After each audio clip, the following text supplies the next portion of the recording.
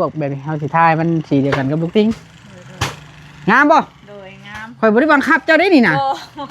จะได้สิว่าข่อยบังคับให้เว้าบ่แม่นได้บ่ได้งะคักระบบบันไดจ้ะวะยังสิใส่อีกข้างนึงเด้จะอยากใส่ให้มันเป็น2ข้างมันบ่แล้วก็ใส่ประตูลิงแบบเพื่อนน้องแต่อย่างนั้นนะย่านบักน้อยมันตกอย่าเล็บโลดตกง่ายบ่สีงามสีงามบ่ถึกใจอยู่บ่นี่ถึกใจแห้งถึกใจแห้งบาดนี่จังเวียงเฮาสิหาท้าถมอยู่บ่บาดนี่ลุงคำดีเจ้าของเฮือนว่าถึกใจแห้งแหละเฮาสิหามาทานซ้ำอยู่บ่สีนี่เอาแบบนี้บ่สีนี่บ่แสดงว่าบานประตู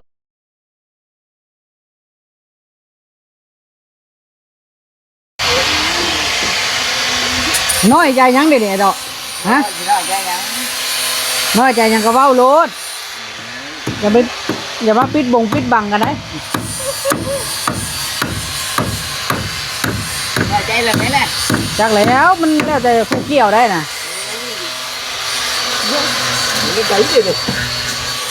เรื่องเฮ็ดแล้วเรื่องหัวจริงอันไหนก็เป็นนี่กันแหละอย่าไปทิ้งกว่าตอกลงแล้วนะไม่อ่อนเลย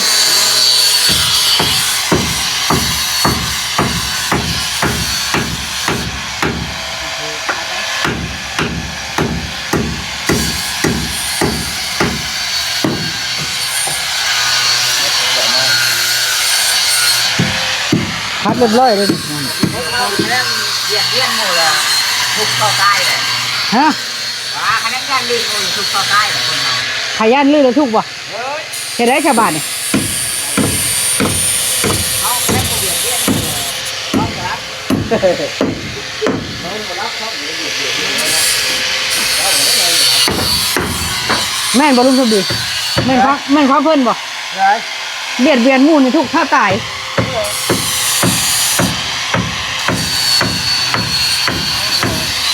แม่นรีบเลยถ้าจะมันเกี่ยงก่อนว่าอย่างท่าสีโอ้ลูกใครมันเกี่ยงก่อนอย่างท่าสีบ่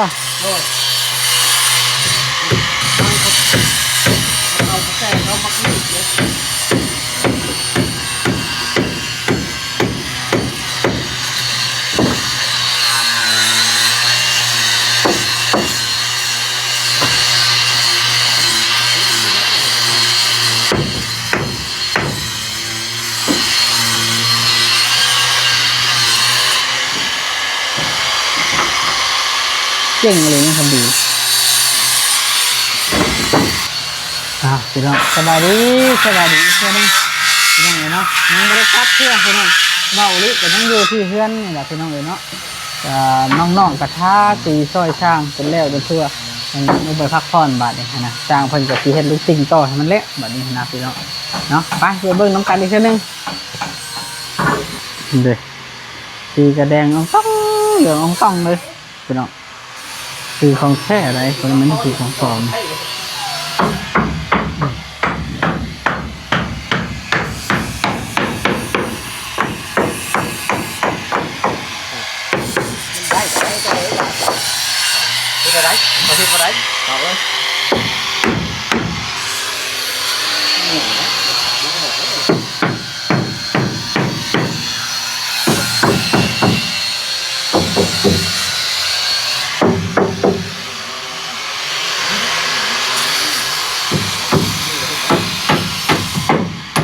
ถึงแล้วเพื่อนหลังนี่เขาแล้วงามแล้ว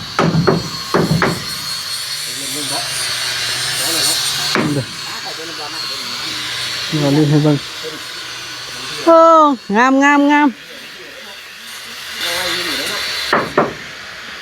เชิญสิแล้วมันยังบ่แล้วยังงามแล้ว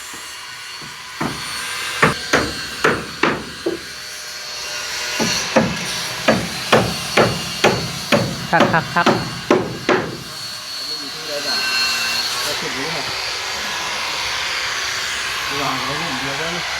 Đó,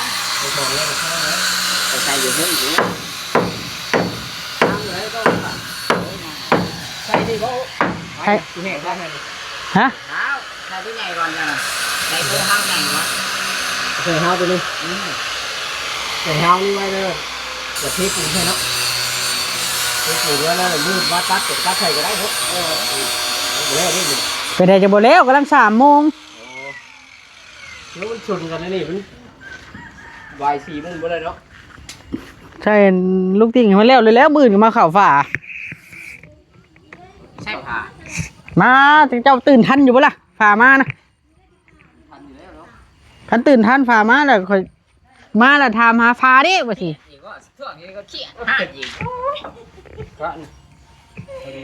เดี๋ยว นี่ก็ห้าได้หนึ่งใหม่ได้มันด่าไม่มีเลย โยเฮ็ดกันได้มันแล้วอยากจะเช่าไผตีทางโตว่าเฮ็ดเอียงหน่อยหนึงน่ะเจ้าเฮียงบ่ตีหน่อยหนึงบ่ได้ไม่ได้เครียดโลด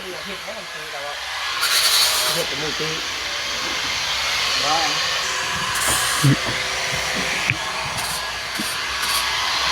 นี่เบิ่งสิขึ้นไปถ่ายให้ผู้รักผู้ใหญ่เพิ่นเบิ่งอีกนี่ว่ามันแคบแฮงเฮาบ่อยากใส่ลูกติงนะเด้อ ตีดอกเป็นมือตีว้าวดอก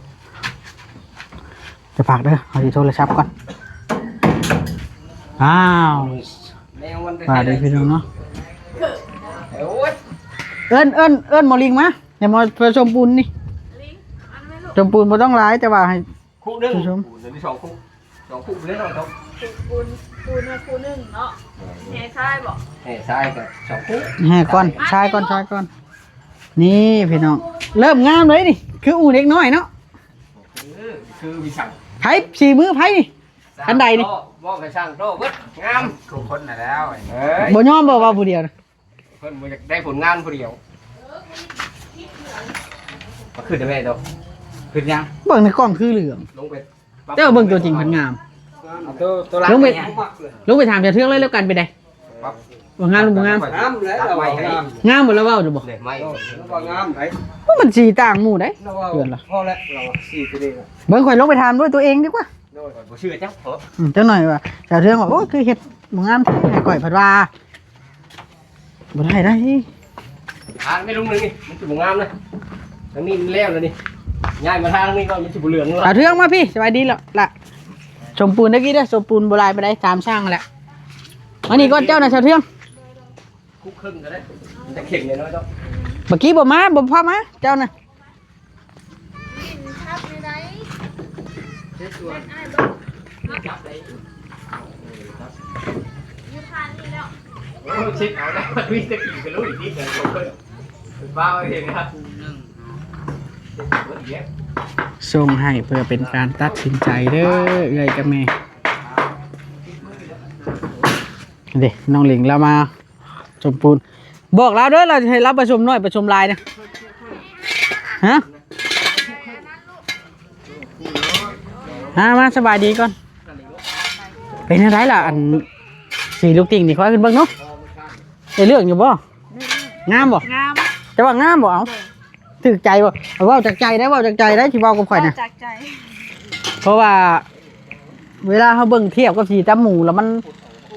นบ่เค็มแต่ว่าเบิ่งแต่มันนี่มันก็โอเคอยู่ โอเคงาม งามบ่ ติดใจเลย เพราะว่าขั้นแบบพอเพื่อนของเขาน้องแต้คือของมาแก้วมันจะคือมันแดงเห็นบ่ แม่น แบบนี้นี่มันเป็นสีไม้ โดยสีนี่แหละงาม แล้วสิให้ลุงเรื่องหาทาเก็บขอบพวกนี้นะพวกตัวใดเฮาบ่ได้แอมมันพวกแบบนี้เฮาสิทายมันสีเดียวกันกับลูกติ้งงามบ่ โดยงาม ข่อยบ่ได้บังคับเจ้าได้นี่น่ะ โอ้ จะได้สิว่าข่อยบังคับให้เว้าบ่แม่นได้ บ่ได้ งะคักระบบบันไดจ้ะวะยังสิใส่อีกข้างหนึงเด้จะอยากใส่ให้มันเป็น2ข้างมันบ่ โดย แล้วก็ใส่ประตูลิง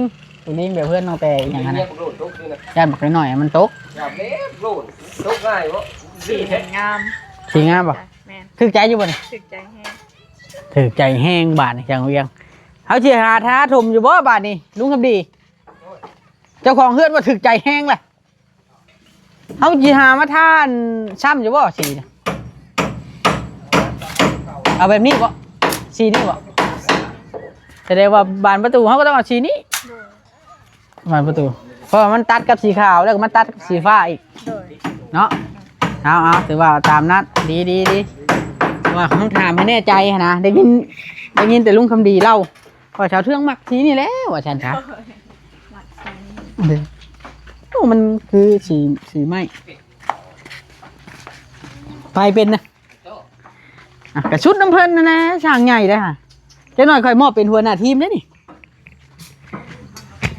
ขันมอบลุงคำดีเป็นหัวหน้าทีมเป็นให้แต่ลุงคำดีให้เขาผู้ใหญ่ฟ้าแต่งตัวดีกันด้วยดิบางนี่เต่าปันนี่ลุงไปเท่าปันแต่งตัวดีแท้สีเข้ากลางบ้านบ่ไปเท่าสีเข้ากลางบ้านบ่ถึงแต่งตัวโอ้ดิเธอ ใช่เอาขน้อยเด้ขน้อยกันจะเข้า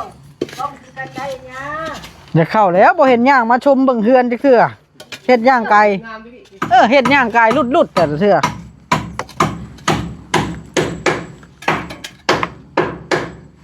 ใช่เอาขน้อยเด้ขน้อยกันจะเข้ากล้องเนาะ จะเข้ากล้องคือกันบ่ ดูขน้อยกันจะเข้ากันได้กล้องนั่นเนี่ยเอ้ย ได้งามบ่เฮือนหลานเจ้านี่เฮือนลูกเฮือนหลานนี่งามอยู่บ่ น้ำเลยมันจะได้ ได้เฮือนงามหรือบ่หลานมานี่แต่เก่าเจ้าอยู่จมอยากให้เราได้เนาะแต่กี้เนาะ สาธุบ่โอ้ย ให้ลูกให้หลานได้ ขน้อยกับภูมิใจคือกันบ่โอ้ย ภูมิใจน้ำลูกน้ำหลานบ่ โดย เป็ดเตอนี่แล้วเวลา ได้กินท่านกินนี่กับเขากระแบ่งขน้อยอยู่บ่โอ้ย เขาก็เด็กหน่อยพวกนี้เขาก็บ่ได้ขี้คร้านเนาะไปใช้เจ้านี่นี่ ขน้อยว่าจะเข้าไปบ้านเด้อ เออ บ่โอ้ขน้อยบ่สิไปสิไปรับเอายาเขาเดี๋ยวนี้มาใช้ขมากขน้อยยาขมากแฮงบ่บ่มีเงินจักกี่บ่เอ้ยขน้อยน่ะ จังหวะ ก็แท้อันยาเลยอันบ่แพงดอก20,000นึงบ่เอ้ย จะคิดจังไดเนาะไปได้อันลุงก็มันใช้ก็ไปอันเวียกแล้วบ่ โดยเพิ่นไปติดกระป๋องนี่เด้ ไปเช้านี้ก็ไป โดยอันขายแล้วแบบบ่ได้ให้เงินบักวินก็ได้ อันนั้นนะบ่อันเวียดนะบ่ โดย เออ อยู่ที่นึงเลยเอามันก็ได้ นี่แหละพี่น้องงามเลยงามเนาะไม่เท่าเนาะโอ้ขอบใจไม่เท่างามหลายอันนี้น้องหลานน้องลิงก็โอ้ดีเด้อสบายดีเด้อน้องลิง จะคู่เลยพี่ซ้ายนะ ตัดผมแบบนี้นะว่ามันจังเป็นคือคนบติดยาเด้ คือคนชื่อชดว่าเขาแบบนี้เนี่ย คือคนชื่อสด ทำแบบนี้เลย แม่น ยาแล้วชื่อยาชด อ้ายอยู่บ่กล้าถ่ายบางหนึงนี่ ยับระดับตัวนี้ก็ท่วงเลยแหละโอ้แต่ท่วงเลยได้ท่วงยังก็ได้เป็นที่ท่วงเลยคนบริวารให้ โอ้ยโตเอ้ยเจ้าก็ได้ จะพิษติก่อยอยู่เป็นบุคคลเว้าน้ำมูนะเลยจะคิดเป็นเว้าน้ำ ใคร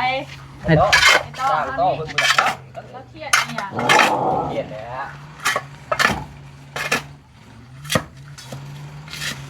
ฮู้แล้วเราเครียดหยังนะฮู้เรื่องหมักข้อ โอ้เรื่อง เช้านี้เจ้าบัดเอามาให้แต่ว่าวัดแล้วเจ๊แต่เกลือ แม่เลย แม่เถอะ ฮะ มือไม่ก็ ตนแม่บาดนี่มึงไม่ นี่ ตนแม่บาด โอ้เด้อช่างเวียงเอามาเป็นชอบรถเป็นพี่ช่างนี่เดินเทียงแล้วฮะ ค่ะ ปัดบ่เอามาชุบไฟกินช่างเวียงป้าให้ลนทิ่ม แม่นะมีป้าให้ ลายลีได้บ่ได้แมันเว้าขี้โม้ได้ มาไว้รุ่นเพื่อได้ยินด้วย บ่ได้เว้าขี้โม้ได้นี่น้อยเวียง ใจเทียมหนักเลยนะสั่งเมียงน่ะ โอ้ ฮะ ขน้อยจะเที่ยวนั่งเลยครับบ่มีเงินซื้อยาใส่ขมาก หัวลิกดูติ๊ก ได้เฮ็ดบ่ได้แล้วข่อยก็บ่จักได้เฮ็ดแล้วไม่เท่าเอ้ย ขาดไหนลูก ข่อยก็บ่ได้มีเงินหั่นน่ะ งอกเลย เอาอย่าจุ่มในได้กระดักกระดอเดี๋ยวนี้เอา โอ้โหขับมือตัวเอง ขอบใจเด้อบ่โอ้ โอเคที่ยาใช้ขมากก็ตายกันได้ อยากขมากแห้งจมอยากขมากแห้งพี่น้องเอ้ยเนาะ ว่าอยากคนนี่เป็นยังย่ำแล้วจะกินน้ำมันพร้อมผมไม่ทำ บ่เห็นกลืนกินเนาะ เขาว่าอยากแบบมันหิวแห้งเลยเขาบอกมู่เขาเวลาถือหิวยาสูบอะไรกูชูกืนกินควันมันโลดเขาบอกเอาออกมาพี่สาวทีนี้ท่องเป็นเดี๋ยวทีนี้สิ แล้ว เอาแบบนี้ใช่ยังเอามาข้ออย่าลืมมาข้อเด้อกันไปหน้าเด้อ บ่ได้แต่แท้ อ้าวแจ้เกลือ3 ชี้เทื่อแล้วจนจะเป็นมักเหลืองเลยได้มาข้อมานะแล้วผัดว่าเอื้อนแต่บ่บอด เราเครียดค่อยบอกอันนั้นบอกมาข้อแล้วเราสิเอาตะแตนมามื้อนั้นนะว่าเราสิไปการตะแตนมาให้ทำว่าได้มาข้อ แต่ถือว่า มันต้องได้ตีลอกได้ต่อ เราก็ล็อกอยู่แล้ว เราลองอี เรา ก ล็ แล้ อก ว มาเด็กแล้วล็อกไปตัวนั้นเด็ก ตัวนี้เราลอกแล้วนี่กว่าจะเทสตัวนี้เลยนี่ เอาไว้มันในก็ได้กี่ยังแปลงนี่ใช่แล้วรักคุณเลยไม่ใช่ผมก็ใช่เมื่อกี้แน่ไปสิไปจังหวะน่ะกูถามจะแล้ว ห้ามบอกชาวเทืองว้าวจากใจได้ อีหลีงาม งามอยู่ดีเนาะ แม่น ก็ทำนี่แล้วค่อยว่ามันแน่นได้คือกันเจ้านี่ เลย เป็นเบื้องว่าแน่นแน่น ว่าจากใจเลยนี่นะงาม บ่คาดคิดบ่ แม่นบ่คาดคิดว่าสิได้ อืม บ่คาดคิดว่าสิได้คือหมู่ งะโอ้ยบรรดาแถวนี้เฮือนเจ้าใหญ่กว่าหมู่อีกบ่ได้แม่นขี้โม้เด้นี่ เลย บ่ได้ตัวได้นี่เพราะอีหลีเนาะ เลย เพราะว่าเฮือนเจ้านี่มันวางแผนแต่ดนเพิ่นวางแผนรายเดือนเด้3 เดือน4 เดือนวางแผนเพื่อจะได้ลงมือสร้างนะเพราะว่าเขาก็มีเวลาตัดสินใจเวลาเตรียมเครื่องเตรียมของมันก็เฮ็ดให้เฮาได้หนึ่งก็ได้วัสดุที่ดีแน่พี่น้องเนาะเครื่องของเฮาก็หลายเฮาบ่จำกัดเครื่องของสร้างอยากใช้ตัวใดก็ใช้โลดนะแล้วก็วางแผนค่อยบอกเพิ่นว่าสิเอาแบบใดเพิ่นก็เป็นผู้ออกแบบนำ เลย เพิ่นโทรมาบอกให้ใช่แนวนั้นเด้อให้ใช่แนวนี้เด้อนะมันก็บ่ค่อยผิดพลาดโอเคแล้วเนาะสำนี้เนาะโอ้สาวเทืองนี่สาวเทืองเริ่มตุ้ยได้เด้นี่ตุ้ยขึ้น แม่นเจ้า มันช่างต่อประจ่อยลง ห่า เอาเลยเจ้าเฮ็ดหยังลุงน่ะเจ้าสิเทในหั่นบ่ เฮ้ยเสริมมือนี้เลยตัวนี้แข็ง พอดีแต่เฮาสิตั้งกระถาง เจ้าก็ก่อเอา พอดีแต่เฮาสิตั้งกระถางดอกไม้ใส่นะ ใส่ก็ได้นะช่างต่อสิตั้งทางกันนะช่างต่อเฮ็ดได้จังอดได้วันเราใช้เสื้อใช้เดียวปานนี้หรือบ่ได้มีความคิดเลย เรื่องแบบนี้ ว้ายคืนแล้วผมมาได้ โอ้ได้ ขึ้นไข่ นี่เดือนปลาแก้วมันว่าจะใช่ลุงคำดีเนาะเดือนเดี๋ยวเทืองกับว่าใช่เจ้า ไม่ลงแต่เพราะใส่ลุงนิดดิ เออ ลุงนิดเฮ็ดหมดแล้ว จนหนีเราก็ได้ เดี๋ยวเมียเราให้อีกหน่อยเมียเราเบิ่ง อืมน้องๆก็เก่งไปหน่อยเนาะอะไรรอได้หมอนี่เฮ้ยหมอตัดผมเลย คือคนติดยา นั่นบอกคือคนที่อยากคือคนจ่ายชดอันนี้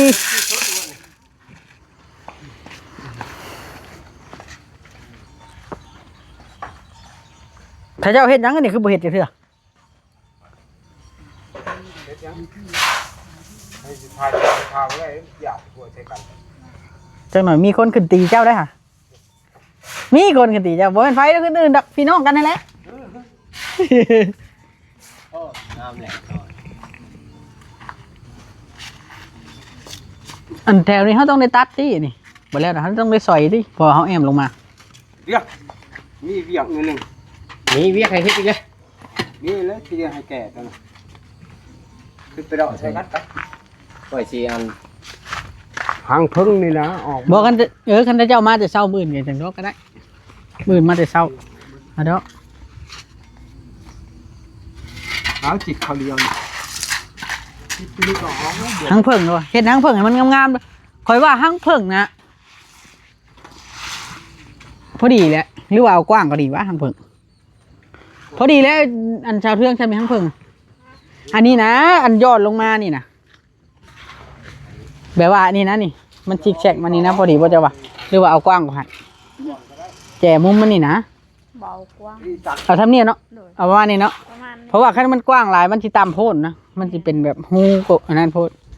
แล้วสิเอาประมาณนี้เห็นพอดีเพราะว่าทวารมันลงต้องตีลงมาคุเพียงกันกับไม้พี่เด้ เลย แต่ละหลังมันต้องแบบนั้นอันตัวนี้นะเขายังไม่ได้ใช้จำอันนี้นะไม่จำพาเนี่ย อันนี้นะบ้องอันนี้นะ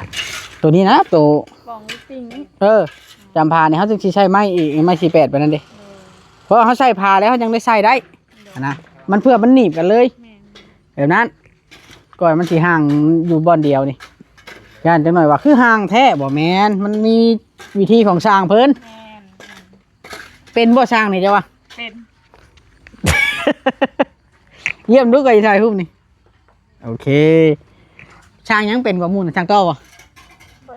โอ้เบิดครูช่างช่างโตเอ้ยบ่ได้ย่องแต่เจ้าผู้เดียวระวังได้ชี้ยอดลงมาถึงหัวหน้าเจ้าได้อ พอดีน้องซีแล้วโมเมนต์ พอเห็นสีงามแล้วมาท่าคนตีแล้วมามุกเสดินชายยับบ่ได้ ให้มันนั่นเด้ให้มันชาเนาะไอ้ดอกกับบรุษเนาะบ่ปากน้ำไผ่คนนี้ อ๋อยังแหละเจ้าบุญหามมาสิปานได้โอ้ ให้แล้วว่าชาวนั่นก็ได้ให้เป็นอะไรคนนี่เนาะบ่มีเครียดคอยดอกค่าน้ำมันก็ให้เต็มมื้อจะมาเครียดเรื่องใดออกไปเป็นกินจากล้วยอีก ทักด้วยอีกแบบนี่นะเราเกลียด ว่าคนบ่ได้นอนเนาะก็ลายก็เครียดแล้วคนบ่ได้นอนมาบัดคุมมีเฮ็ดลูกติ่ง เราคนนี้ เราว่าเราเฮ็ดกุ้งเล็กน้อย คือกุ้งเล็กน้อยนี่เนาะเดี๋ยวเราเครียดแล้วเลยห้องกระไดเข้ามา เจ้าไม้มาเพียงลุงอันนี้เจ้าว่าไม้มากาดอีกเพียงให้มันถึกปูนนี่เพียงว่าลุงคำดี ก็ได้มันกิน มันบอกแมนเวลาเขาใช้เป็นห้าวเป็นหยังมันขี้ไล่ได้เขาใส่ปูน มาได้ อ้าวพี่น้องบ้านนี้เด้อน้องลิงแล้วก็มาเห็ดอันนี้แล้วเราก็ไปนั่งพักผ่อนอีกว่าแล้วเป็นคนขยันได้พี่น้องลูกแต่เพียงมันถึงดำเนินการไปต่อไว้นี่ก็ย้อนเจ้าของเฮือนเองก็ เหลืออะไรนี่ก็ได้